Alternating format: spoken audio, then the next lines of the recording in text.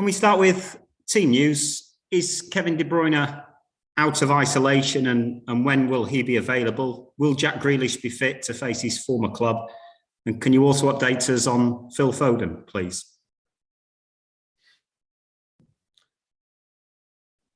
Kevin still didn't train. He's negative already for the last test, but he could not train any training session. And Jack, yesterday was the first minutes with the team, and Phil Foden too. And both today will be tested if they can travel tomorrow to Birmingham.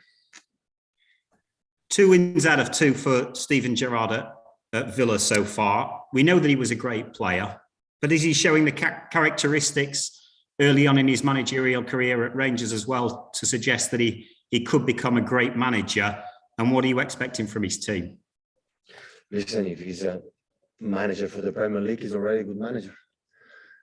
So I don't believe there is one single manager in the Premier League, even the Championship, they don't have quality, they are not good. And they will become a really great manager, and they can train a good players and good clubs to fight for the titles. But it's not related to be a good manager or great manager if you win titles or you don't win titles, because they are incredible managers. And believe me, incredible manager, well prepared, and in all aspects, and maybe they don't win titles because they are not lucky to train a good teams. Next question from Anita Jones. Afternoon, Pep. Hi. Just one more question on team fitness. Is John Stones feeling better now? I know you said he had a fever last time. Yeah, it's good, yeah. And then in terms of Aston Villa there, you were asked, but I don't think you quite answered. What are you expecting from this new look Villa side? They are 2 out of 2, as Tim said, when it comes to winning under Steven Gerrard. Well, I can imagine when you are a new manager, everybody makes a step forward for convince the manager for new training sessions, new methodology, new everything. And beyond of that, they got 2 great results against tough teams like Brighton and Crystal Palace, and we are traveling there. So I can imagine the toughest game as possible. We'll face it tomorrow, that's for sure. And you've got some key players returning from injury. It sounds like maybe not all of them just yet, but do you find with the current form of the likes of Bernardo Silva, who's your leading goal scorer, and then Ilkay Gundogan, who I believe scored his 16th goal in his last 31 Premier League games for City, are undroppable at the moment? We are in emergency of fact for the squad. We have few people. So Aymer is out and for red cards, so we have to come back. Not because never complain and never miss the players are not possible to play for injured, for red cards, for any reason.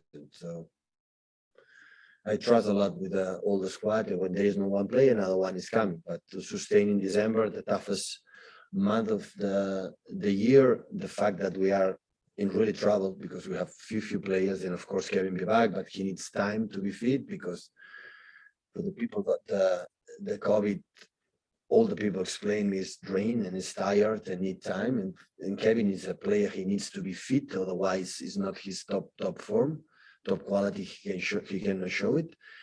And Phil and Jack are still, they are in the same position, the same situation. Maybe tomorrow can play, but not a lot of minutes. So I don't know who's going to see the train today with the doctors, physios, and the rest we have just 40 players. So we are in difficult position because a lot of players play a lot of minutes, and yeah, we will see what happens tomorrow after today's training. Strategy start. We will of course be doing a 10:30 bar this evening, so we'll continue to take live questions for now, and I'll call in while they're silent first. Hi, Pep. Could you just assess Jack Grealish's contribution so far? Because he comes with a massive price tag externally. People expect a lot of him. I don't know internally whether you have different levels because he's a new player, because he's got to get used to a teammate. I would say he set up perfectly. So I think it's easy because he knows many English players here, and the other guys are sometimes too much nice people. So it's not a problem. He play good, but he has to finish to settle, to find the real apartment to live and settle. You know, always you need a little bit time. But if you analyze the games, they play bad. Absolutely not. With the quality he has, is difficult to play bad. But the way we played and the expectations every 3 days and everything, so it's completely different what he lives in Birmingham. But he did it incredible well there. With the commitment with the club was amazing. Go in the second division, could leave and stay there to promote the first division, stay there and stay in the first division. The second season was incredible. The season had done, he did, or Aston Villa did. They did so yeah. And now this break, came back for the national team injured, and now hopefully come back and step by step come back his best form. Do you almost think that it'll be next season when we really see the best of him? I don't think so. We'll be in trouble. I have to see right now the best, of course, it's like 6-7 months ahead of us. All the nice things, absolutely not. I'm not thinking the best Grealish we're going to see next season. I want to see this season, absolutely. Thank you.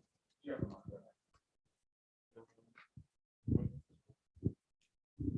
Hello, Pep.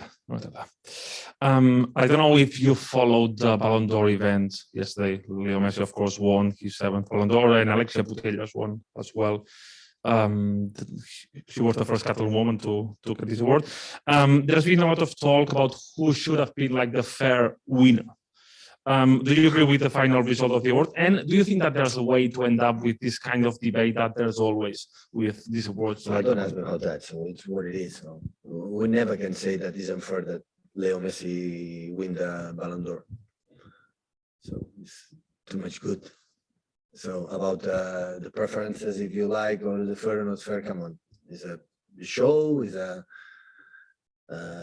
nice business to make the football more entertainment, and that's why it's a big compliment from Alexia, big compliment from Pedri, big compliment for all the awards, big compliment of course from Leo for the another one. So if he deserves it or no, I'm not the guy to say. So never will be unfair if he wins, and of course Robert Levy, if he would win, of course what the season has done the last 2 years with Hansi Flick, now with Nagelsmann. So the amount of goals scored, the quality that he has, would have been fair, yeah, of course.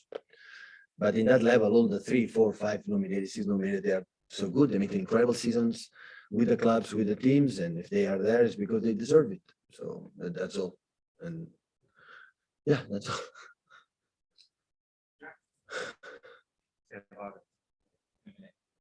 Anyone else for the embargo?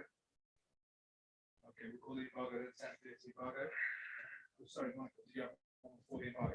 Yes, if that's Okay, sorry. Hi, Pep. Hi. Pep, you've had 16 different goal scorers this season. Is that something that you encourage, or is it basically down to the way that you set your team up?